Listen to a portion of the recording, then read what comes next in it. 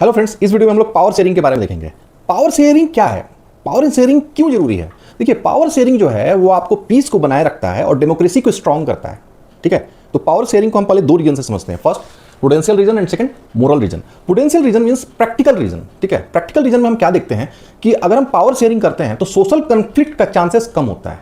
Social conflict कम होगा तो violence कम होगा, वायलेंस कम होगा तो पॉलिटिकल स्टेबिलिटी बनी रहती है, इससे डेमोक्रेसी स्ट्रांग होता है। ठीक है, अगर मेजोरिटी ग्रुप की डोमिनेंस अगर बना रहा है तो वो शॉर्ट टर्म के लिए तो आपको लगेगा कि हाँ चलो मेजोरिटी ग्रुप जो बोल रहा है उसका जो है डोमिनेशन सही भी है क्योंकि वो मेजोरिटी में है, ये शॉर्ट टर्म में ठीक लगेगा, लेकिन लॉन्ग टर्म में ये देश की यूनिटी को तोड़ सकता है।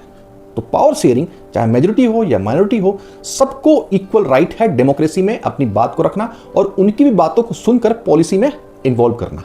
तो this is a prudential reason. हम मोरल रीजन के बारे में देखते हैं। मोरल रीजन में क्या होता है कि देखिए, डेमोक्रेसी का मतलब है peoples participation.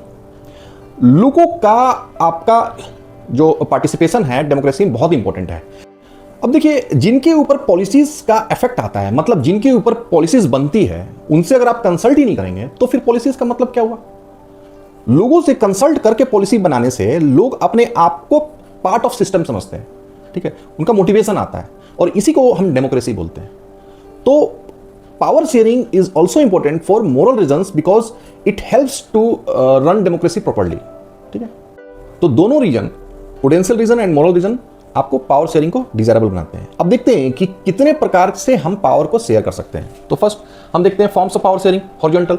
Horizontal power sharing मतलब आपके जो गवर्नमेंट के ऑर्गन्स हैं उन्हीं के बीच में आपका पावर को शेयर करना। इट्स कॉल्ड हॉरिजॉन्टल बिकॉज सभी ऑर्गन्स के पावर सेम है। लाइक आपके पार्लियामेंट हो गए, parliament, prime minister and cabinet, और दूसरा हो गया आपका जुडिशियरी, ये तीनों एक ही लेवल पे हैं। That's why it is called horizontal. ये लोग एक दूसरे के पावर को चेक करते हैं through the system of check and balance. अब इससे क्या होता है कि कोई भी एक ग्रुप ज्यादा पावरफुल नहीं होता है, वो दूसरों के ऊपर डोमिनेट नहीं करता है, तीनों एक ही साथ एक ही पावर पे बने रहते हैं। तो this is most desirable for the running of democracy. Second point is vertical power sharing. अभी देखिए, बहुत सारे कंट्री में जो पावर को शेयर किया जाता है वो वर्टिकल होता है। Means central government, state government और कहीं कहीं पर लाइक इंडिया में आपका local bodies like panchayat and municipality. तो इस तरीके से सेंटर से नीचे लोकल तक जो पावर को शेयर होता है, तो गांव में बैठा हुआ इंसान वो भी अपने आप को डेमोक्रेसी का पार्ट समझता है, सरकार का पार्ट समझता है। और it's very important in democracy that people from grass root level is involve in policy making. Third, social groups. अभी देखिए, जो सोशल ग्रुप्स हैं उनका जो रोल है इट्स वेरी इंपॉर्टेंट। लाइक आपकी जो कंट्रीज हैं, बहुत सारी कंट्रीज ऐसी हैं जहां पर बहुत सारी डाइवर्सिटीज है, डिफरेंट लैंग्वेज है, रिलीजन है, एथनिसिटी है।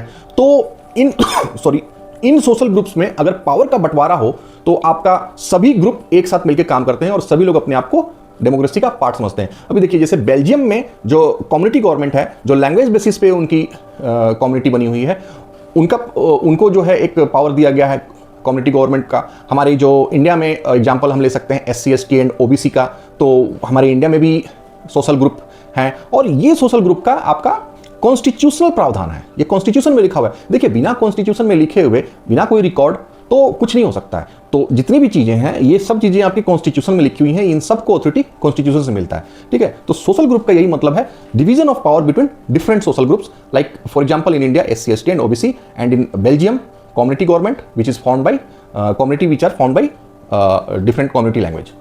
Now third है political parties, pressure groups and movements.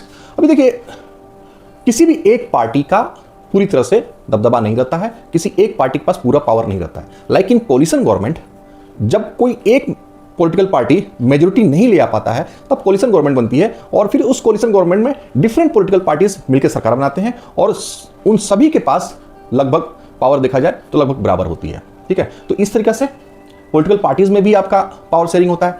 आपका pressure groups and movements, like pressure groups आपके हो गए जैसे फार्मर्स यूनियन, बिजनेस लॉबीज, ये जो हैं ये भी, इनकी भी जो प्रेशर्स हैं ये गवर्नमेंट को डिसीजंस के इन्फ्लुएंस करते हैं, ये गवर्नमेंट्स के डिसीजन को इन्फ्लुएंस करते हैं।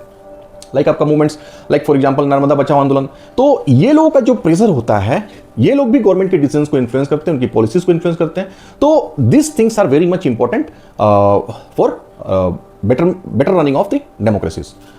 नाउ, तो हमने क्या देखा कि डेमोक्रेसी में पावर सिर्फ एक ही ग्रुप के पास नहीं होता है। ठीक है, ये अलग अलग ग्रुप्स के पास होता है, इससे डेमोक्रेसी स्ट्रांग होती है। तो पावर शेयरिंग एक टेक्निक ही नहीं है, ये डेमोक्रेसी की जान है। जो पीस, पार्टिसिपेशन एंड इक्वलिटी को बढ़ावा देता है। तो हम लास्ट में कह सकते हैं कि power sharing equal to peace plus democracy plus participation, और यही बेस बनता है आपका फेडरल गवर्नमेंट का। ठीक है, आगे चल के नेक्स्ट वीडियो में हम लोग फेडरल गवर्नमेंट क्या होता है उसके बारे में पढ़ेंगे। इस वीडियो के बारे में अगर कोई भी डाउट होगा तो आप कमेंट करके मुझे जरूर बताइएगा। Thank you.